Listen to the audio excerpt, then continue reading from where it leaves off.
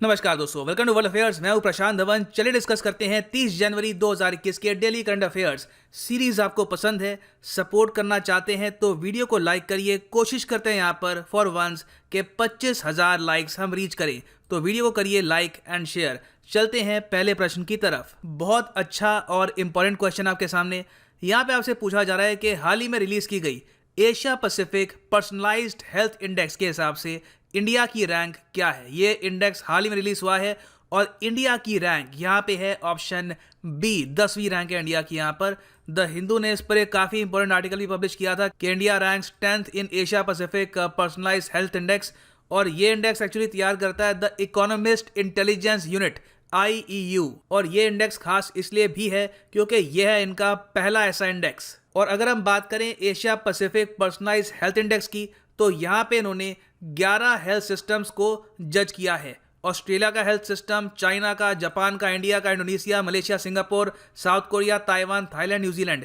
तो पूरी दुनिया से कंपटीशन था नहीं, तब भी रैंक आई है हमारी 10th। बहुत कुछ इंप्रूव करने की आवश्यकता है भारत में। और इस इंडेक्स में नंबर 1 पे कौन था? नंबर 1 पे था यहाँ पर सिंगापुर, नंबर 2 पे था ताइवान और नंबर 3 पे था जापान। ऑस्ट्रेलिया की यहाँ पर रैंक थी रैंक 4th। और आखिरी रैंक यहाँ पे हासिल करी थी इंडोनेशिया ने, इसकी रैंक थी 11वीं। आगे बढ़ते हैं अगले प्रश्न की तरफ। Again a very important question.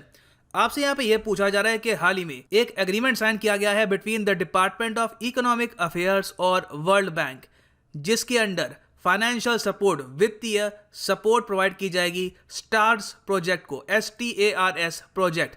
आपको सिंपली ये बताना है कि ये जो प्रोजेक्ट है जो बहुत न्यूज में रहता है, ये किस मंत्रालय के अंडर आता है। तो ये है यहाँ पे आपकी ऑप्शंस। जेन्युइनली इसको एक बार अटेम्प्ट कर लो। सही उत्तर अब मैं आपको यहाँ पे दे रहा हूँ। राइट आंसर यहाँ पे है option B, the ministry of education. Stars project को कई लोग ये मानते हैं कि ये प्रोजेक्ट लिखेगा इंडिया की डेस्टिनी, इंडिया का जो भविष्य होगा, जो हमारी नई पीढ़ी होगी, उनकी एजुकेशन कैसे होने वाली है, ये डिपेंड करता है काफी हद तक इस प्रोजेक्ट पर। इसके अंडर भारत सरकार ये कोशिश करेगी कि हमारे बहुत से राज्य में टीचिंग लर्निंग को और स्ट्रेंथन किया जाए, इनको और मजबूत बनाया जाए।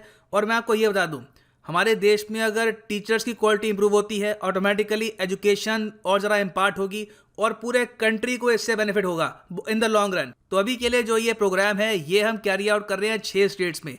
ये 6 स्टेट हैं हिमाचल प्रदेश, केरला, मध्य प्रदेश, महाराष्ट्र, ओडिशा और राजस्थान। और स्टार्स प्रोजेक्ट में मेन इनका एम्फेसिस है कि जो भी रिकमेंडेशंस हैं नेशनल एजुकेशन पॉलिसी 2020 की, इस पर ये काम करें। जैसे कि चाइल्डहुड एजुकेशन को और स्ट्रेंथन करो, फाउंडेशनल लर्निंग को स्ट्रेंथन करो। जब बच्चा बहुत यंग होता है, उसकी एज काफ़ी कम होती है, उस वक्त उसकी जो फाउंडेशन अगर हम स्ट्रांग कर देते हैं तो आगे जाके वो किसी भी फील्ड में काफ़ी अच्छा परफॉर्म कर सकता है। तो जो टोटल कॉस्ट है स्टार्स प्रोजेक्ट की, ये है 5,718 करोड़ रुपए। और इसमें वर्ल्ड बैंक ही डाल रहा है करीब, आप कह सकते हैं 3,700 करोड़ रुपीस। तो 5 साल में स्टार्स के अंडर काफी इंपॉर्टेंट काम होगा। याद रखिएगा, stars project related to the ministry of education. So आगे बढ़ते हैं अगले प्रश्न की तरफ। इंपॉर्टेंट क्वेश्चन है। आपको यहाँ पर यह बताना है कि इकोनॉमिक सर्वे जो अभी हाल ही में रिलीज हुआ है, इसको प्रिपेयर किया है एक टीम ने, जिसको लीड कर रहे थे भारत के चीफ इकोनॉमिक एडवाइजर। आपको सिंपली ये बताना है कि इनका नाम क्या है। ये जो चीफ इकोनॉमिक एडवाइजर हैं, जिनकी टीम ने तैयार किया है इकोनॉमिक सर्वे, इनका नाम क्या है? तो सही उत्तर यहाँ पे है option C, KV Subramanian. KV Subramanian साहब की जो टीम है, इसने तैयार किया है।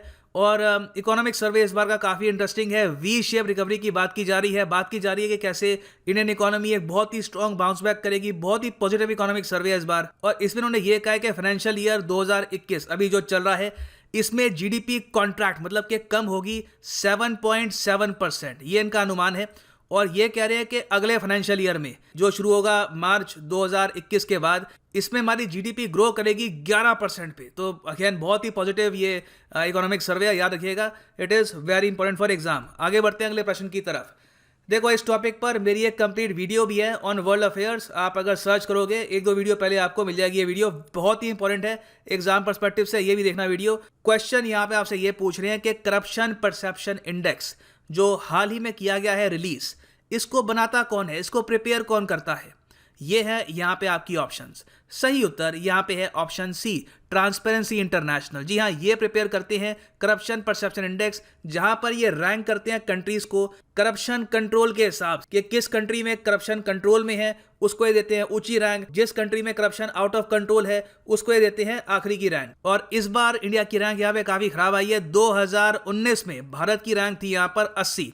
अब 2020 के इंडेक्स में चाइना पहुंच चुका है 78 पर, हम गिर के आ चुके हैं 86 पर। यह बहुत सैड बात है।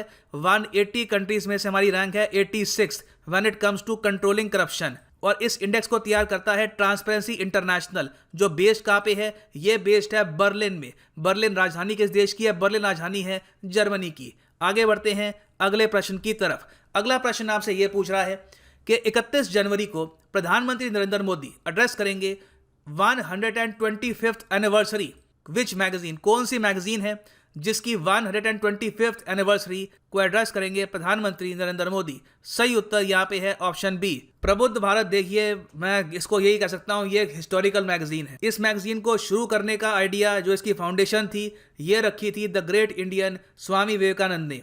उनकी लेगेसी का ये पार्ट है। और इसको ये भी कहा जाता है कि ये इंडिया में लॉन्गेस्ट रनिंग इंग्लिश जर्नल है। इस मैगजीन में आपको आर्टिकल्स मिलेंगे, ट्रांसलेशंस मिलेंगी ऑफ मॉन्ग स्कॉलर्स जिन्होंने इंसानियत के बारे में लिखा है, social sciences including religious, psychological, history, culture की थीम्स के बारे में लिखा है। काफ़ी इंपॉर्टेंट मैगजीन है ये। और अब इसको हो चुके हैं 125 ईयर्स। तो इसकी जो एनिवर्सरी है उसको ऑब्वियसली एड्रेस करेंगे देश के प्रधानमंत्री। और याद रखिएगा, नेशनल यूथ डे हर साल हम सेलिब्रेट करते हैं 12 जनवरी को, क्योंकि यह है birth anniversary of youth icon Swami Vivekananda. आगे बढ़ते हैं अगले प्रश्न की तरफ। आपको यहां पर यह बताना है कि हाल ही में वो कौन सा यूरोपियाई देश है जो आज के समय अपने आप में अकेला देश है पूरी दुनिया में, जहां पर प्रेसिडेंट और प्राइम मिनिस्टर दोनों विमेन है, दोनों फीमेल हैं। और यह है यहां पे आपकी ऑप्शंस। सही उत्तर यहां पर है ऑप्शन ए, एस्टोनिया। एस्टोनिया ने देखिए ये रिमार्केबल काम करके दिखाया है। इनकी प्रेसिडेंट और prime minister both of them are female. Prime minister इनकी हाल ही में इलेक्ट हुई है 26 जनवरी को। इनका नाम है काजा कलास।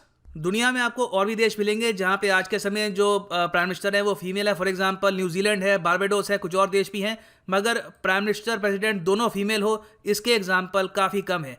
एस्टोनिया एक बार वर्ल्ड मैप पे कहाँ पे, ये मैं आपको दिखा देता हूँ। उससे पहले ये जान लो बाय द वे, कैपिटल और लार्जेस्ट सिटी एस्टोनिया की है तालिन। ऑफिशियल लैंग्वेज है यहाँ पे एस्टोनियन। करेंसी ये लोग यूज करते हैं यूरो। जी हाँ, ये लोग यूरोपियन यूनियन का पार्ट है और एस्टोनिया एक नेटो मेंबर भी है। चलिए देखते हैं एस्टोनिया की लोकेशन। तो यहाँ पे आप देखेंगे ये एशिया का मैप और ये है हमारा प्यारा भारत। और नॉर्थ की तरफ आप अगर जाएंगे तो यूरोप में यहाँ पे आपको मिलेगा एस्टोनिया, और ये है एक बाल्टिक देश। एस्टोनिया को बाल्टिक देश हम क्यों कहते हैं? क्योंकि ये जो 3 देश है ना, लटविया, लिथुएनिया और एस्टोनिया, ये आपको मिलेंगे बाल्टिक सी के करीब, तो इसलिए हम इनको कहते हैं बाल्टिक देश। तीनों देशों को आज़ादी मिली थी 1991 में, जब यूएसएसआर बिखर गया था। और आबादी कितनी है एस्टोनिया की? आबादी है करीब 13 से लेकर 14 लाख के आसपास। तो चले चलते हैं अगले प्रश्न की तरफ।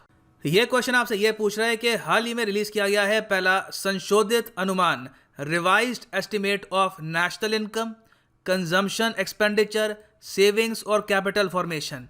इसको हम कैसे कैलकुलेट करते हैं ना, तो इसके रिवाइज्ड एस्टिमेट सामने आए हैं बहुत लंबे समय के बाद। तो आपको सिंपली ये बताना है कि ये किसने रिलीज किया है फॉर द फाइनेंशियल ईयर 2019-20। सही उत्तर यहाँ पे है ऑप्शन बी, एनएसओ। एनएसओ की फुल फॉर्म होती है नेशनल स्टैटिस्टिकल ऑफिस। और यहाँ पे आप देखेंगे पीआईबी इंडिया की ट्वीट है, नेशनल स्टैटिस्टिकल ऑफिस ने रिलीज किया है पहला revised estimates of national income, consumption expenditure, savings and capital formation. बहुत ही इंपॉर्टेंट है। और ये भी याद रखिएगा कि एनएसओ ये आता है ministry of statistics and programme implementation के अंडर। कई लोग समझते हैं कि ये आता होगा फाइनेंस मिनिस्ट्री के under, that is not correct. और इस मिनिस्ट्री में इस वक्त इंचार्ज हैं Rao Indrajit Singh. He is the minister of state for this ministry with independent charge. आगे बढ़ते हैं अगले प्रश्न की तरफ। अगला प्रश्न आपसे यह पूछ रहा है कि ग्लोबल क्लाइमेट लिटिगेशन रिपोर्ट 2021, जो आजकल बहुत न्यूज में है, इसको किसने रिलीज किया है? ये है यहाँ पे आपकी ऑप्शन। सही उत्तर यहाँ पे है option B, UN environment programme. इसने रिलीज करी है ग्लोबल क्लाइमेट लिटिगेशन रिपोर्ट 2021। इसमें यह बात की गई है कि किस कंट्री में जो कॉर्पोरेशंस अभी भी प्रदूषण फैला रहे हैं, एनवायरनमेंट को प्रदूषित कर रहे हैं, उनके अगेंस्ट लीगल केसेस कहाँ पे ज़रा फाइल किए जाते हैं, कितने केसेस जीते जाते हैं, वहाँ पे कोर्ट्स का क्या रुख होता है, तो लिटिगेशन एस्पेक्ट से कवर करते हैं एनवायरनमेंट को बचाने की जंग को। बहुत ही इंपॉर्टेंट है, इसको रिलीज किया है यूएन एनवायरनमेंट प्रोग्राम ने। और इसके हेडक्वार्टर्स कहाँ पे हैं? इसके हेडक्वार्टर्स हैं न्यूयॉर्क में। याद रखिएगा, इट इज ऑल्सो इंपॉर्टेंट। यहाँ पे आप देख पाएंगे यूएन ने अपनी ऑफिशियल वेबसाइट में भी इसके बारे में लिखा है।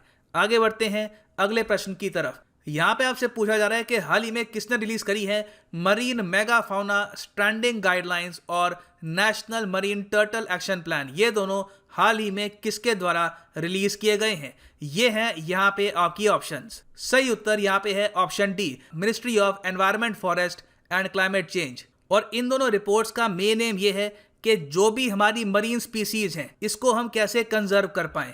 और यहाँ पे आप देख पाएंगे इस रिपोर्ट को लॉन्च किया जा रहा है विद प्रकाश जावड़ेकर। आगे बढ़ते हैं अगले प्रश्न की तरफ। यहाँ पे पूछा जा रहा है कि चुप ना बैठो, ये एक डिजिटल कैंपेन है जो हाल ही में लॉन्च किया गया है। इनमें से किसके द्वारा? ये है यहाँ पे आपकी ऑप्शंस। सही उत्तर यहाँ पे है advertising standards council of India. इन्होंने लॉन्च किया है चुप ना बैठो कैंपेन। ये कंज्यूमर्स के लिए है कि अगर उनको एडवर्टाइजिंग से धोखा दिया जा रहा है, उनको बोला जाता है कि प्रोडक्ट कुछ है, मिलता उनको कुछ और है। आज के टाइम में काफ़ी होता है, बहुत से प्रोडक्ट्स हैं, एडवर्टाइज कुछ करते हैं, अंदर कुछ होता है, तो उनकी कंप्लेन के लिए है चुप ना बैठो अभियान। ये एक डिजिटल अभियान है जिसके अंडर लोग कंप्लेन कर सकते हैं ऐसे प्रोडक्ट्स की। और advertising standard council of India, इसके हेडक्वार्टर कहाँ पे हैं? इसके हेडक्वार्टर्स हैं मुंबई में। और यहाँ पे आप देख पाएंगे इस पे आर्टिकल है India's advertising monitor asks VR to speak up with new digital drive. So अब बात करते हैं उस प्रश्न की जो मैंने आपसे पूछा था 29 जनवरी 2021 को। प्रश्न ये है कि पीएच ऑफ मिल्क क्या है? जो पीएच लेवल होता है मिल्क का, ये क्या स्लाइटली एसिडिक है, हाईली एसिडिक है, बेसिक है? तो इसका सही उत्तर है option A, it is slightly acidic. इसका रीजन क्या है? इसका रीजन है लैक्टिक एसिड। और इसका एक टू बी ऑनेस्ट बहुत से अच्छे आंसर थे कमेंट सेक्शन में। मैं कोशिश करता हूँ रोटेशन बेसिस में सबको यहाँ पे एक बार फीचर होने का मौका मिले। और ज़रूरी नहीं है कि आपकी कमेंट को 5-6 हज़ार लाइक आए तभी आप यहाँ पे आओगे। क्वेश्चन आपका अच्छा हो, आपने अच्छे से सारे पॉइंट्स लिखे हो, so you stand a chance. और यहाँ पे एसपी चंदा ने एक अच्छा यहाँ पे आंसर दिया है। उसके अलावा भी कमेंट सेक्शन में a lot of great answers, kudos to all of you. अब बात करते हैं आज के प्रश्न की।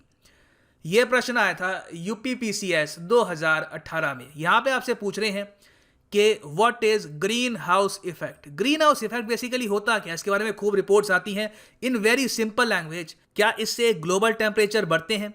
क्या इससे ग्लोबल टेम्परेचर कम होते हैं? क्या इससे इंक्रीज होता है सी वाटर के टेम्परेचर पे? या फिर इससे आपको बढ़ोतरी दिखती है in the temperature of rivers and lakes? लिखो इसके बारे में कमेंट सेक्शन में। अच्छा क्वेश्चन है, टेस्ट करेगा आपकी नॉलेज को। और अगर आपको किसी का आंसर पसंद आए, encourage that person, spread the positivity.